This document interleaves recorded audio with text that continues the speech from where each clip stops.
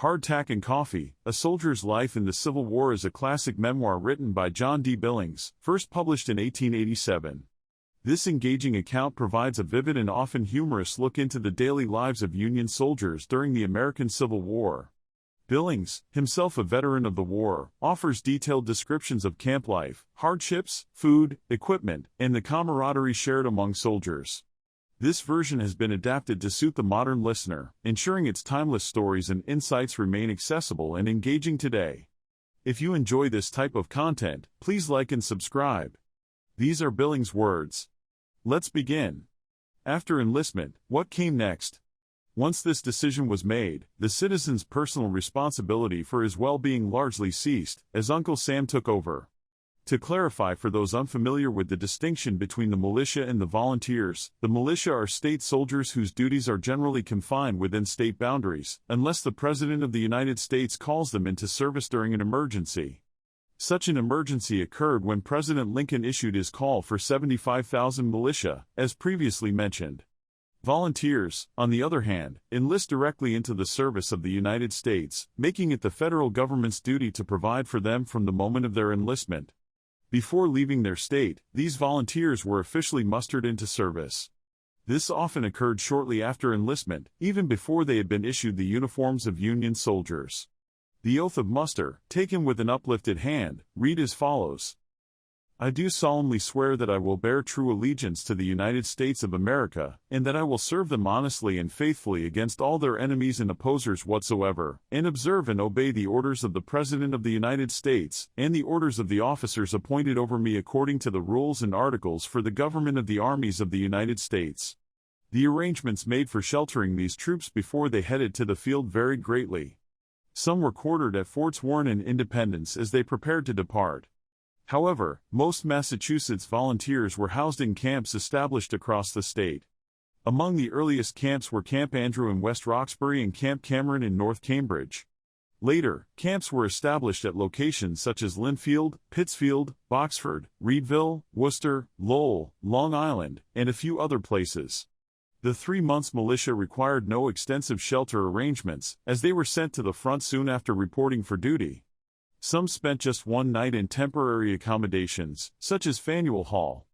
The 1st Massachusetts Regiment of Infantry, for example, stayed at Faneuil Hall for a week. However, this location proved unsuitable for such a large group. On June 1st, the regiment marched to Cambridge and set up their first camp in an old ice house near Fresh Pond. The state had secured and partially converted the structure into barracks. This, however, was not the first camp established in Massachusetts. For 3 years, troops had already been stationed at Long Island and Fort Warren. The site near Fresh Pond turned out to be unhealthy, and the 1st Regiment's stay there was brief. They soon moved to North Cambridge, where new barracks had been constructed on a well-chosen site. These barracks were named Camp Cameron in honor of President Lincoln's Secretary of War. Barracks served as shelter for some of the troops, and for those unfamiliar with these structures, they were generally long, single-story buildings resembling bowling alleys in size and shape. The entrance was at one end, with a wide aisle running through the center. On either side of the aisle were double rows of bunks, stacked one above the other. Each barrack could house a company of about 100 men. Some of these structures still exist, such as those near the old campgrounds in Reedville, Massachusetts.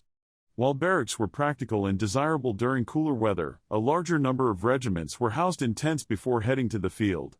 The tents came in various designs, with the most common types being the Sibley tent, the A or wedge tent, and the hospital or wall tent.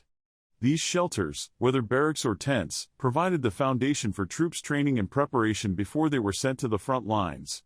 The facilities, though basic, marked the transition from civilian life to military service, ensuring that soldiers were equipped and organized for the challenges that awaited them.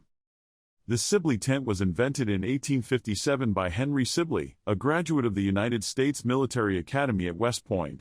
He had accompanied Captain John C. Fremont on one of his exploring expeditions, where he likely drew inspiration for his design from the Native American teepee. This traditional structure consisted of poles covered with skins, with a fire at the center.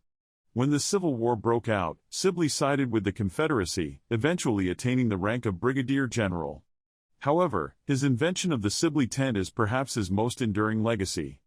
Some accounts suggest that Sibley may not have been the actual inventor, crediting a private soldier in his command instead. The Sibley tent, often called a bell tent due to its resemblance to a large bell, measured 18 feet in diameter and stood 12 feet high.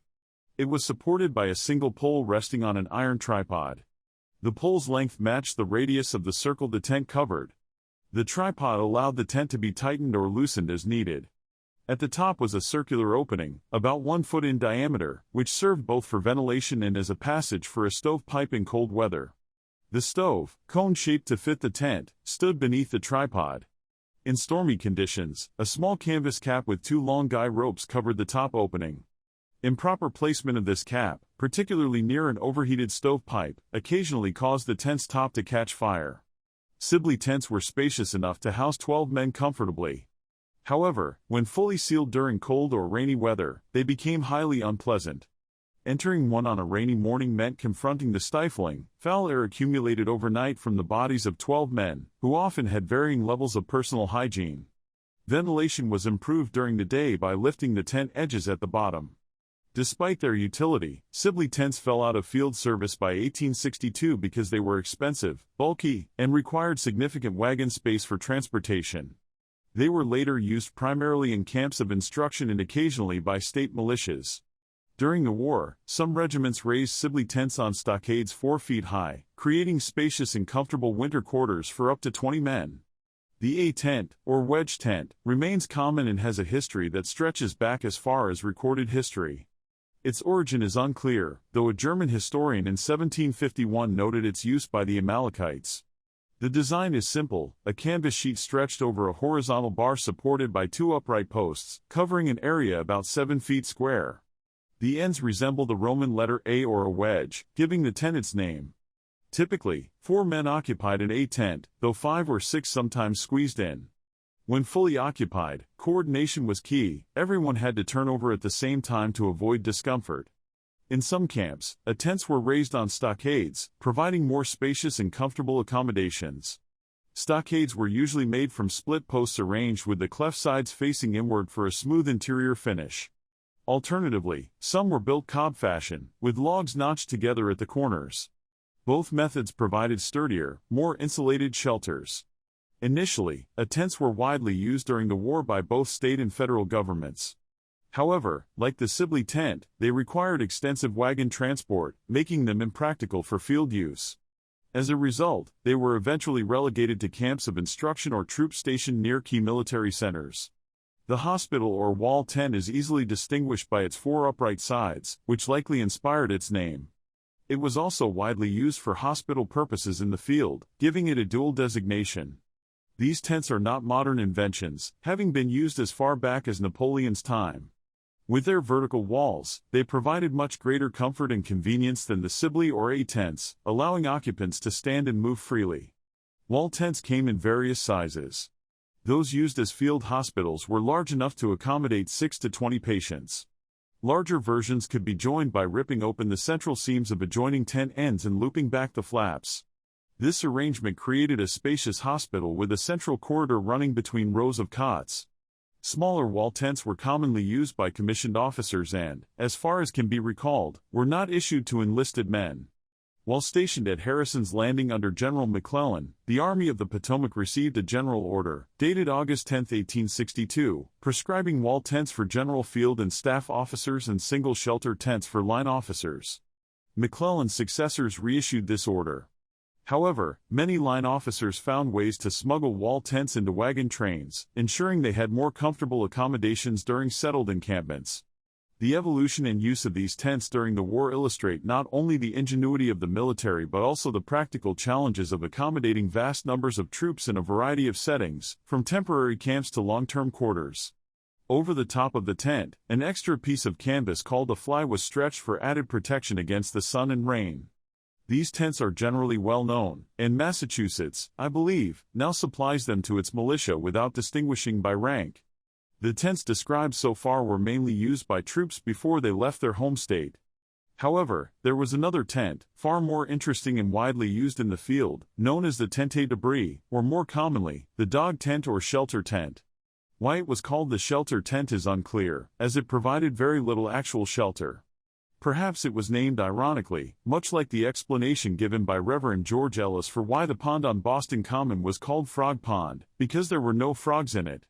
Similarly, it may have been called a dog tent because it was barely large enough to accommodate a dog, and a small one at that. The shelter tent was invented in late 1861 or early 1862. Initially, it was made of light duck cloth, then of rubber, and later returned to duck or cotton drilling, which was the most common material. This type of tent was issued exclusively to the rank-and-file soldiers and did not become widely used until after the Peninsular Campaign. Each soldier received a single piece, known as a half-shelter, which he was expected to carry on the march if he wanted a roof over his head. A typical half-shelter measured 5 feet 2 inches long and 4 feet 8 inches wide. It had a single row of buttons and buttonholes along 3 edges, as well as stake loops at each corner. On its own, a half-shelter provided an extremely cramped and uncomfortable space for one man. Soldiers were therefore expected to pair up and combine their half-shelters into one complete tent. This partnership was an important part of Army life, as it reflected the camaraderie between soldiers. Nearly everyone had a chum or tentmate with whom they shared duties and responsibilities. Soldiers often humorously referred to their tentmate as the old man or old woman of the partnership. In some cases, nicknames arose, like the Marblehead soldiers who called their tentmate their chicken, especially if the companion was younger. Using the buttons and buttonholes, 2 or more half-shelters could be joined together, forming a more complete roof. Such arrangements fostered friendships that often transcended the war, with soldiers maintaining lifelong bonds because of their shared experiences. Shelter tents were not pitched every night when the Army was on the move. If the weather was clear and pleasant, soldiers often slept in the open, without any kind of roof. However, when storms threatened or rain was expected, and the order came to make camp for the night, the tents were widely used. To pitch a shelter tent, infantrymen followed a simple process. 2 muskets with bayonets fixed were stuck into the ground, spaced apart by the width of a half-shelter. A guy rope, issued with each shelter, was stretched between the musket's trigger guards, creating a ridgepole. The tent was then draped over this makeshift structure and could be set up in moments. Artillery soldiers used a similar process but substituted horizontal bars supported by uprights for the muskets. These bars were often split from fence rails if available, or saplings were cut when necessary. It was not uncommon for soldiers to discard their shelters during the day, preferring to take their chances with the weather or find shelter under a barn roof, overhanging rocks, or other natural cover rather than carry the additional weight. In the summer, when the Army was far from the enemy or resting after a campaign, as the Army of the Potomac did following Gettysburg, shelters were pitched higher to allow air circulation. Soldiers would often build bunks or cots a foot or 2 above the ground for added comfort. If the camp was not in a wooded area, soldiers frequently constructed bowers from tree branches over their tents to shield themselves from the sun. These makeshift shelters provided a welcome respite during the hot summer months and demonstrated the soldiers' ingenuity in making the best of their circumstances. When cold weather arrived, soldiers began constructing the stockades mentioned earlier. The walls of these structures were typically raised to heights ranging from 2 to 5 feet, depending on the preferences or energy levels of their builders. Sometimes, the ground was excavated 1 or 2 feet deep, which reduced the need for taller walls and made the huts warmer. The size of a stockade depended on the number of occupants. For a pair of soldiers, the hut was nearly square and covered by 2 half-shelters. Occasionally, a third man could join, using his half-shelter to seal one of the gables. When 4 men shared a stockade, it was built larger and covered by 4 half-shelters, stretched over a framework of light rafters. The gables were sometimes constructed with smaller logs, but more often, they were filled in with a spare half-shelter, a rubber blanket, or an old poncho. An army poncho, made of unbleached muslin coated with vulcanized India rubber, measured 60 inches wide by 71 inches long. It had a slit in the center for the wearer's head and a 3-inch wide lap 16 inches long. The poncho, derived from the woolen garments worn by Spanish Americans, was commonly used in place of a gum blanket. The spaces between the logs of the stockade walls were filled with mud, worked to a thick, sticky consistency. The amount of clay in the mud determined how well it adhered, and it often needed repairs after heavy rain. Chimneys were built outside the huts, following Southern traditions. They were placed either at the end of the structure or along one side. These chimneys began with a fireplace crafted to varying degrees of skill, depending on the builder's tools, materials, and expertise. In some cases, masons in the ranks constructed more sophisticated fireplaces using brick or stone. If bricks were unavailable, soldiers dismantled chimneys from abandoned houses unless the structures were being used as headquarters by officers. Wooden chimneys were lined with a thick layer of mud to prevent fires and were often built cob fashion, using split wood stacked together and coated with red clay. Occasionally, pork and beef barrels were repurposed for chimneys, stacked one atop the other. These makeshift chimneys sometimes caught fire, creating a lively commotion in camp. Not all chimneys were functional, many allowed smoke to fill the interior of the stockade rather than escape upward. Despite this inconvenience, soldiers rarely bothered to rebuild them, accepting the discomfort as part of their military life. Many huts were considered incomplete until a sign was placed over the entrance. Soldiers displayed their humor by marking their dwellings with names such as Parker House, Hole in the Wall, Mose Pearson's, Astor House, Willard's Hotel, or 5 Points. These signs were crudely inscribed on wooden boards or marked with charcoal, adding a touch of levity to the harsh conditions. The last type of shelter used in the field, though not the least important, was the bomb-proof. These were employed by both Union and Confederate forces, particularly in areas like Petersburg and Richmond, where armies entrenched for extended sieges. Bomb-proofs were constructed just inside fortifications, with walls made of logs heavily reinforced with earth. They featured a door or wide opening on the side away from enemy fire, and their roofs were built from thick logs covered with several feet of soil. The interiors of bomb-proofs varied in size depending on the number of occupants. Some were built on the ground surface to remain drier and more comfortable, while others were dug into the earth like cellar kitchens. Even with fireplaces installed for warmth, these shelters were damp and unhealthy. Soldiers used them primarily when under bombardment from mortar shells. For other types of artillery, the breastworks provided sufficient protection, and soldiers stretched their half-shelters against these barriers during long periods of relative inactivity, such as the summer and fall of 1864 near Petersburg. Mortars, unlike regular cannons, were short and stout, designed to launch shells at steep angles, allowing them to drop into fortifications. The high elevation required for firing created immense strain on the gun, necessitating its thick and compact design. Mortars could drop shells directly inside enemy positions, where cannonballs would either hit the outer walls or overshoot entirely. During the siege of Petersburg, mortars were used more frequently at night than during the day, due to the heightened vigilance of pickets from both sides. Tensions ran so high that even a minor sound or stray shot could trigger a chain reaction of firing along the lines. Pickets, infantry, and artillery would join the fray, often accompanied by the infamous rebel yell and Union cheers. As the noise subsided, the mortar batteries would take over, lighting up the night sky with the fiery arcs of their shells. The spectacle of mortar shells soaring high and descending toward their targets silenced all other sounds. Both Union and Confederate forces seemed to momentarily pause, transfixed by the sight of these destructive projectiles, their majestic trajectories a haunting reminder of the war's relentless brutality. In the previous chapter, I described the main types of shelters used by troops during the war. Now, let us explore their daily lives within those tents when settled in camp. Imagine stepping into a Sibley tent that isn't stockaded. If it's cold, you'll find the cone-shaped stove I mentioned earlier standing in the center. These stoves were not useful for cooking and often led to burnt blankets during the night. Many soldiers adapted them by building small brick or stone ovens underneath for cooking, with the stove placed on top to act as part of the flue. However, the government-supplied stovepipes were too short to reach the tent's top opening. Unless soldiers bought additional pipes, the upper part of the tent quickly turned black and sooty, resembling a chimney flue. A Sibley tent typically housed a dozen men, who slept with their feet pointing toward the center. The spot directly opposite the door was the most desirable, as it avoided traffic from people entering and exiting. However, the person occupying this spot often became a nuisance to others when moving around. Meal times were especially cramped since the tent's shape allowed standing or sitting upright only near the center. Despite occasional grumbling over accidents, many showed patience. Except for frustrations caused by chronic blunderers or selfish individuals, whom I will describe later, the groups living in these tents were often sociable and close-knit, resembling a family. How time was spent in these tents, and in all others, depended on the personalities of the men inside. People with similar interests didn't always end up sharing the same tent. Just as they differed in their civilian lives, they carried these differences into camp life, engaging in a variety of activities.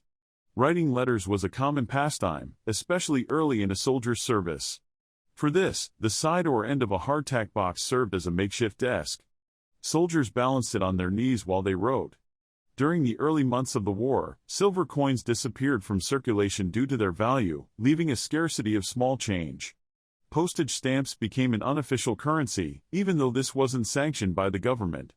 Soldiers preparing to leave for war often carried envelopes filled with stamps valued at 25 or 50 cents. These stamps, after passing through many hands, were often in poor condition.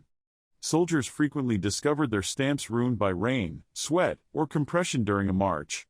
If one could separate a single stamp from a sticky clump of hundreds, he felt fortunate. Soaking them apart was an option, but they needed drying afterward, usually on a griddle, because they remained tacky. Later, the Postmaster General issued an order allowing soldiers to send letters without prepayment, provided they wrote soldier's letter on the envelope. A verse, reportedly found on such a letter, went: "Soldier's letter, nary read. Hardtack and no soft bread. Postmaster, please put it through. I've nary cent, but 6 months due." During the war, fanciful envelopes became popular. A collector reportedly amassed over 7,000 unique designs. Among the letters I sent home, I still have some envelopes from that era. One was bordered by 34 red stars, representing the states in the Union at the time, with each star bearing a state's abbreviation. Another showed an eagle with a shield and the motto "Love one another." Others depicted the earth labeled United States with an eagle overhead and the words "What God has joined, let no man put asunder." Designs ranged from medallions of Washington with captions like "A Southern Man with Union Principles" to cartoons mocking Confederates, such as one of Jefferson Davis being hanged. The national colors often adorned these envelopes in countless variations. The Christian Commission also provided free envelopes labeled "Soldier's Letter." Aside from letter writing, soldiers spent time playing card games, often for money. Cribbage and euchre were popular choices. Reading was another common activity. Even the dullest or most sensational novels found eager readers among soldiers desperate for entertainment. Many, myself included, read books we would have otherwise ignored. This hunger for distraction could have been an opportunity for organizations like the Christian Commission to provide soldiers with quality literature. With better resources, many might have developed an appreciation for classic works. Instead, much of their free time was spent gambling or sleeping. The Christian Commission distributed thousands of religious tracts to soldiers, but their effectiveness was limited. One Massachusetts soldier recalled being given a plate of thin soup and a testament upon arriving in New York en route to the front. This memory highlights the well-meaning but often misguided philanthropy directed toward the Army. Many donors mistakenly believed the Army was composed entirely of morally corrupt men, tailoring their efforts accordingly. While bad men did exist among the ranks, they were a minority. The majority of soldiers were good or at least decent men who deserved recognition and better tailored support. Unfortunately, the nature of many tracts distributed to soldiers often undermined their intended purpose. Men, like children, appreciate being valued for who they are, and the misdirected moral lessons sometimes alienated those they aimed to help. Still, the efforts of these good-hearted individuals, despite their flaws, were motivated by genuine care for the soldiers' well-being. Checkers was a popular game among the soldiers, while backgammon was less so, and the statelier game of chess was rarely seen in use. There were, however, some soldiers who rarely participated in games of any kind. This group often included the illiterate members of a company. Since they neither read nor wrote, they seldom played cards and were usually content to lie on their blankets, talking to one another or watching others play. Yet, they had one enduring pastime: smoking. A pipe was their constant companion, offering them a sense of sociability that filled the gaps left by other forms of entertainment. There were also a few men in every unit who avoided games and social interactions entirely. These individuals, while often irreproachable as soldiers and dutiful in all tasks, seemed withdrawn and isolated. They would lie on their blankets silently while others socialized or leave the tent altogether, preferring to walk alone in the company street or parade ground. If addressed, they answered politely but briefly, and they never engaged in extended conversations. They cooked, ate, camped, and marched alone, seeking solitude whenever possible. Guard duty suited them well, as it offered the exclusivity and quiet they seemed to crave. These men were rare and stood out because of their peculiar behavior, which highlighted the natural sociability of most soldiers. A unique camp activity was the crafting of pipes and rings as keepsakes of a camp or battlefield. Pipes were often carved from the root of the mountain laurel, adorned with corps badges in relief or inlaid designs. Rings were fashioned from dried horn, hoof, bone, or even large gutta percha buttons sent from home. These handmade items became cherished mementos of service. Evenings in camp were less occupied with games than the daytime hours, likely because tents were dimly lit and soldiers had often grown tired of such activities by nightfall. Instead, evenings became a time for sociability and storytelling. Soldiers from the same town or neighborhood would gather to exchange news from home.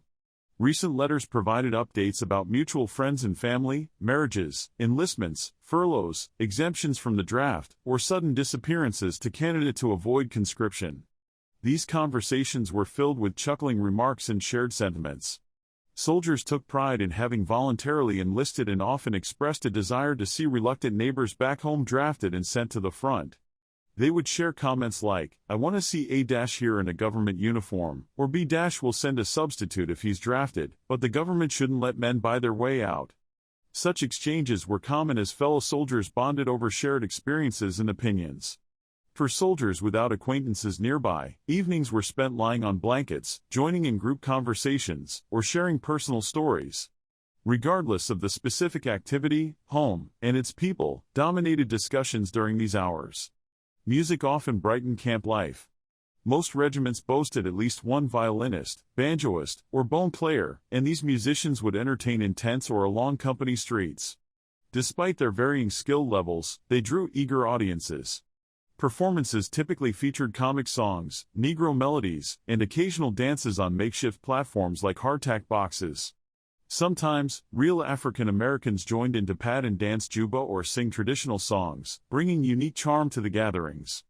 Unfortunately, some soldiers took advantage of their good nature, subjecting them to practical jokes or mistreatment until someone intervened. One memorable song from the fall of 1863 was sung to the tune of "When Johnny Comes Marching Home." It humorously recounted the trials of the Army of the Potomac and went something like this. "We are the boys of Potomac's ranks. Hurrah! Hurrah! We are the boys of Potomac's ranks. We ran with McDowell, retreated with Banks. And we'll all drink stone blind. Johnny, fill up the bowl. We fought with McClellan, the Rebs, shakes, and fever. Hurrah! Hurrah! Then we fought with McClellan, the Rebs, shakes, and fever. But Mac joined the Navy on reaching James River. And we'll all drink, etc. Then they gave us John Pope, our patience to tax. Hurrah! Hurrah! Then they gave us John Pope, our patience to tax. Who said that out west he'd seen naught but gray backs. He said his headquarters were in the saddle. Hurrah! Hurrah! He said his headquarters were in the saddle. But Stonewall Jackson made him skedaddle. Then Mac was recalled, but after Antietam. Hurrah! Hurrah! Then Mac was recalled, but after Antietam. Abe gave him a rest, he was too slow to beat him. Oh, Burnside then he tried his luck. Hurrah! Hurrah! Oh, Burnside then he tried his luck. But in the mud so fast got stuck.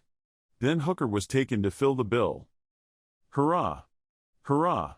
Then Hooker was taken to fill the bill. But he got a black eye at Chancellorsville. Next came General Meade, a slow old plug. Hurrah! Hurrah! Next came General Meade, a slow old plug. For he let them away at Gettysburg. This light-hearted song reflected the soldiers' resilience and ability to find humor even in difficult circumstances. Alongside such entertainment, jokes and revised prayers emerged, such as this one during Burnside's mud march. Now I lay me down to sleep in mud that's many fathoms deep. If I'm not here when you awake, just hunt me up with an oyster rake. Walking through a company street at night was an interesting experience. From tent to tent, fragments of conversations would drift out, much like snippets of dialogue overheard on a telephone line. Peering into tents revealed glimpses of soldiers' lives, often sparking curiosity about the passerby. While this description applies primarily to life in Sibley tents, much of it also reflects the daily life of private soldiers in any tent. However, life in log huts under shelter or dog tents had distinct characteristics, which deserve their own detailed account in another chapter. That concludes the second part of the story. Thank you very much for listening. Please subscribe for more episodes and leave a comment.